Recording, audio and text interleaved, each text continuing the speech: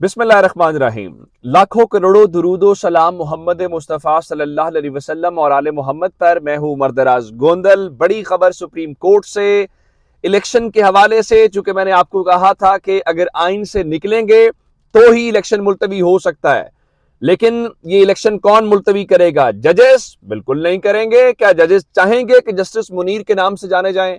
क्या जजेस चाहेंगे कि उनके ऊपर उस तरह से कीचड़ सारी उम्र उछाला जाए? तो सुप्रीम कोर्ट से इलेक्शन करवाने के हवाले से बड़ा हुक्म आ गया है। आज सुप्रीम कोर्ट ऑफ पाकिस्तान के अंदर एक अहम केस की समाअत थी। आपको याद होगा कि मुनहरिफ अरकान को डी सीट किया था नेशनल, इन्होंने, ये पंजाब असेंबली वाले और ये जो सारे लोग हैं। तो आज जब डी सीट का मामला आया तो डी सीट के उस मामले के दौरान एक तो चीफ जस्टिस थे, जस्टिस आयशा मलिक साहिबा थी, केस की समाअत कर रही थी। तो वहां पे चूंकि इलेक्शन कमीशन का एक डायरेक्टर जनरल डीजी मौजूद था, तो इस दौरान चीफ जस्टिस साहब ने उससे ये पूछा कि आप ये बताइए कि हाई कोर्ट ने हुक्म दिया था, लाहौर हाई कोर्ट ने, हाई कोर्ट के उस हुक्म के बाद इलेक्शन कमीशन क्या कर रहा है? जिस पे चीफ जस्टिस ने यह भी सवाल उनसे किया कि, तो उन्होंने कहा जी हम मुशावरत कर रहे हैं। और तो जिस पे चीफ जस्टिस ने कहा कि कमीशन ने इलेक्शन की तारीख के लिए गवर्नर से क्यों मुशावरत की है, यह भी सवाल उठाया। उसके बाद बात चीफ जस्टिस तक नहीं रही, बल्कि जस्टिस आयशा मलिक साहिबा जो हैं, उन्होंने भी सवाल उठाया कि आपको इंतखाबात करवाने के लिए मुशावरत की जरूरत क्यों पड़ रही है। अब ये तो बहुत जरूरी सवाल है कि आखिर ऐसा क्या है जिसकी बुनियाद के ऊपर आप ये सारा कुछ कर रहे हैं। जिस पे चीफ जस्टिस ने कहा अच्छा, अब इस वक्त बताया ये जा रहा है कि अब वो कह रहे हैं जी हमें उस हुक्म के अंदर ये कहा गया था कि जनाब आप मुशावरत करें, तो हम इसलिए मुशावरत कर रहे हैं। जिस पे अब खबर ये आ रही है कि चीफ जस्टिस ने आज की उस समाअत के दौरान रिमार्क्स दिए और ये कहा कि जनाब लाहौर हाई कोर्ट के हुक्म के ऊपर अमल दरामद किया जाए। अब लाहौर हाई कोर्ट का हुक्म क्या है? लाहौर हाई कोर्ट का हुक्म बहुत वाज़ेह है और उसके अंदर यह कहा गया है कि आपको इलेक्शन शेड्यूल देना है और इसके अलावा आपको इलेक्शन की तारीख का ऐलान करना है। तो इसका मतलब यह है कि कल जो कोशिश की गई जिसके अंदर इलेक्शन की तारीख नहीं दी गई, जिसके अंदर शेड्यूल नहीं दिया गया, जिसके अंदर यह कहा गया कि हम मुशावरत करेंगे और गवर्नर साहब जो है अपना वो राइट इस्तेमाल करेंगे, वो मुनासिब नहीं था, या अदालत ये समझती है कि वो सिर्फ टाइम टेकिंग है, या अदालत उससे मुतमईन नजर नहीं आ रही। अदरवाइज आज चीफ जस्टिस को या जस्टिस आयशा मलिक साहिबा को ये ना कहना पड़ता। अब पहली खबर सुप्रीम कोर्ट की है, अभी ये मामला और चलेगा, ये अभी किसी अंजाम पे पहुंचता कम से कम इनके हाथ में नजर नहीं आ रहा। अब आपको ये भी बात याद रखनी चाहिए कि सुप्रीम कोर्ट के सामने भी मामला पेंडिंग है। अभी फिलहाल अदालत ने आज किसी और केस के अंदर रिमार्क्स दिए हैं और लाहौर हाई कोर्ट के हुक्म का हवाला दिया है कि उसके ऊपर अमल करें। मुशावरत किस बात की कर रहे हैं भाई?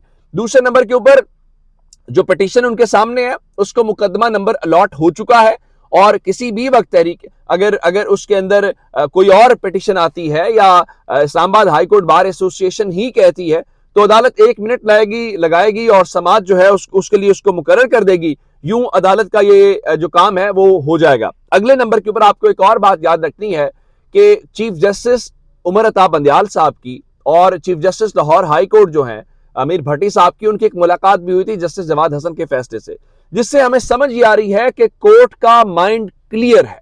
इलेक्शन होना है, इलेक्शन करवाना है और इसके अलावा कोई और चीज नजर नहीं आ रही। अब ये जो भागने वाले हैं ये इनका मसला है।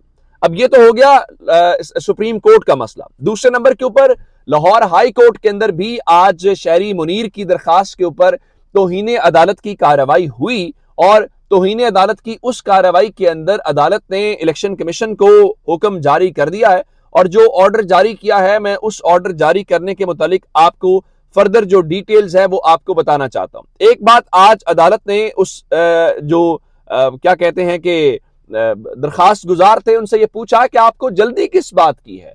अभी इलेक्शन कमीशन ऑफ पाकिस्तान के पास अपील करने का इख्तियार भी हासिल है उनको, जिसपे आज अदालत ने पूछा कि क्या उन्होंने कोई अपील दायर की है। कोई अपील दायर नहीं हुई, जिसके बाद ये बताया गया आज वकील की जानिब से कि देखिए जी वो इलेक्शन कमीशन की जानिब से एक प्रेस रिलीज आई है। तो अदालत ने कहा कि हम किसी प्रेस रिलीज को नहीं मानते उसके बाद वफाकी हुकूमत के वकील जो थे उन्होंने आज अदालत के रूबरू ये बताया कि जी वो आज इलेक्शन कमीशन ने एक इजलास तलब कर रखा है और इजलास जो है वो इस वक्त जारी है जब मैं ये वीडियो रिकॉर्ड कर रहा हूं। तो उस इजलास के बाद इलेक्शन कमीशन का होगा, जिसपे अदालत ने आज ये कहा कि हमने जो अपना काम करना था हमने अपना काम कर दिया है, अब जारी बात है इलेक्शन कमीशन को या उनको काम करना है। जिसपे उन्होंने इलेक्शन कमीशन को कहा है कि आपने अभी तक जो पेशरफ्त की है या आपके पास जो अपडेट है उस हवाले से आप अदालत को आगाह करें।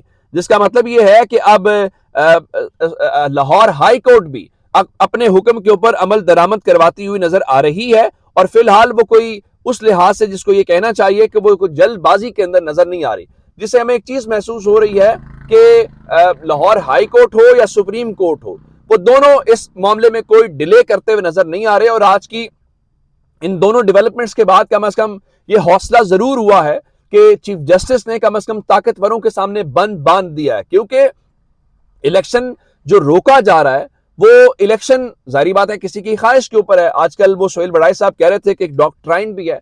डॉक्ट्राइन ये है कि हमने इमरान खान को डिस्क्वालीफाई करना है, इमरान खान को सिस्टम में से निकालना है और सिस्टम में से निकाल के हम ये जो सारी चीजें कर सकते हैं वो हमने करनी है। और हुकूमत अपनी तरफ से क्या बता रही है? वो बता रही है जनाब कि मौशी हालात बहुत खराब हैं, हाँ 85 अरकान के ऊपर मुश्तमिल हम अपनी काबीना रख सकते हैं। आज मुस्लिम लीग नून के ऑफिशियल ट्विटर हैंडल से हमें क्या बताया गया? ऑफिशियल ट्विटर हैंडल से बताया गया है कि मुल्क की जो मौजूदा मुआशी सूरत हाल है उसके पेश नजर नून लीग से जो ताल्लुक रखने वाले 12 विफाकी और 3 वज़राए मुमलिकत हैं वो तनख्वाह के बगैर काम करेंगे। बिल्कुल ठीक है। सवाल ये पैदा होता है क्या वो सिर्फ तनख्वाह ही लेते हैं या उनके अलावा भी उनकी मराहत होती हैं जिसमें उनको अमला दिया जाता है, गाड़ियां होती हैं, ऑफिस होता है या वो सफरी सहूलियात, बहुत कुछ ऐसा होता है। तो आप क्या वो भी छोड़ रहे हैं या सिर्फ अवाम की आंखों में ये धूल झोंकने के लिए आप ये बात करें? चलें हम ये बात मान लेते हैं कि आप नेक नीति से या ईमानदारी से काम करने की कोशिश कर रहे होंगे। जब आप ये कोशिश करेंगे और आज के रोज ही पेट्रोल और डीजल की कीमतों में 32 रुपए फी लीटर से जायद इजाफा मुतवक्के हो, और आज चूंकि आप जानते हैं कि 15 तारीख है और रात 12 बजे के बाद ये तलाक होता है, तो फिर आप कौम को किस मुंह से बताएंगे कि कौम को टैक्स लगाए जाएं, आपके वजीरों की तादाद बढ़े? तो फिर ये ठीक नहीं है। पेट्रोल की कीमत में बताया गया जी 32 रुपए 7 पैसे और हाई स्पीड डीजल की कीमत में 32 रुपए 84 पैसे इजाफे की तवक्को है। और आज फवाद चौधरी साहब ये सवाल हुआ इलेक्शन के हवाले से, तो उन्होंने कहा कि हुकूमत इलेक्शन क्यों कराएगी, इलेक्शन कमीशन क्यों इलेक्शन कराएगा, ये अवाम को इलेक्शन करवाना पड़ेगा। और उन्होंने कहा कि हुकूमत भी मुंशी है, गवर्नर भी मुंशी है, ये मुंशियों की हुकूमत है। और इससे बेहतर बात जो है वो आज असद उमर साहब कर रहे थे, उनका ये इलेक्शन की तरफ नहीं जाएंगे, हमें इनको घसीट के बैलेट बॉक्सेस के करीब लाना पड़ेगा, अदरवाइज ये उस तरफ नहीं आएंगे। जिसका मतलब ये है कि अब जरा इनकी थोड़ी सी सूरत हाल खराब होती हुई नजर आ रही है और अब मामला उस तरह से इनके हाथ में जिस तरह से ये कोशिशें कर रहे थे होता हुआ नजर नहीं आ रहा। अंदाजा ये कीजिए कि हफ्ते 10 दिन से जायद का वक्त हो चुका है, पंजाब की सबसे बड़ी जो असेंबली है जिसको हम पंजाब असेंबली कहते हैं, उस पंजाब असेंबली का एक सेक्रेटरी है, उनके सेक्रेटरी मोहम्मद खान भट्टी साहब जो है उनको गायब कर दिया गया। अब गायब से मुराद है उनको अगवा किया गया है, लापता किया गया। चंद इतने दिन गुजरने के बावजूद किसी को कोई इल्म नहीं है। यानी जो अवामी नुमाइंदा असेंबली का सेक्रेटरी जिस मुल्क के अंदर उसका पता ना चले, उसका जुर्म क्या है, क्यों पकड़ लिया है, पकड़ के कहां रखा हुआ है, हल्के के अवाम एहतजाज कर रहे हैं, वकला एहतजाज कर रहे हैं, हर शहरी एहतजाज इस बात के ऊपर कर रहा है कि देखें अगर कोई जुर्म है तो अदालत में पेश करें। इवन उनकी बाजियाबी के लिए सुप्रीम कोर्ट ऑफ पाकिस्तान के अंदर दरखास्त दायर कर दी गई है। मुझे ये बताइए जहां पे इस लेवल का ऑफिसर जो है उसके साथ ये हो सकता है, आपके साथ, मेरे साथ, एक आम शहरी के साथ, इस मुल्क के साथ क्या हो सकता है उससे आप बहुत बेहतर अंदाजा लगा सकते हैं। वो कहते हैं कि इस मुल्क को कम से कम जंगल का ही दर्जा दे। जो जंगल के दर्जे का मतलब ये होता है कि जंगल का भी कोई कानून होता है ना, वहां पे जानवरों के दरमियान भी कुछ कवायद जवाबित होते हैं, एक दूसरे का वो लिहाज करते हैं। जिस तरह आमिर सईद रां साहब को उठाया गया, जिस तरह मोहम्मद खान भट्टी साहब को उठाया गया, ये कोई अच्छी मिसालें पाकिस्तान की सोसाइटी के अंदर नहीं है। और फिर जिस दीदा दलेरी के साथ पाकिस्तान के अंदर कहा जा रहा है हम इलेक्शन नहीं करवाएंगे, टीवी के ऊपर बैठ के कर रहा है, लोग जस्टिफाई कर रहे हैं, उनको कोई डर नहीं है, उनको उनको कोई एहसास नहीं होता कि हम किसी महज़ब मुआशरे के शहरी हैं, उससे फिर आप अंदाजा लगा लीजिए कि हम किस डायरेक्शन में जा रहे हैं। और आइंदा चंद साल के अंदर फिर आपको क्यों लगता है इंडिया हमसे आगे निकल गया, बांग्लादेश हमसे आगे निकल गया। अपना बहुत सारा ख्याल रखिएगा। खुदा हाफिज।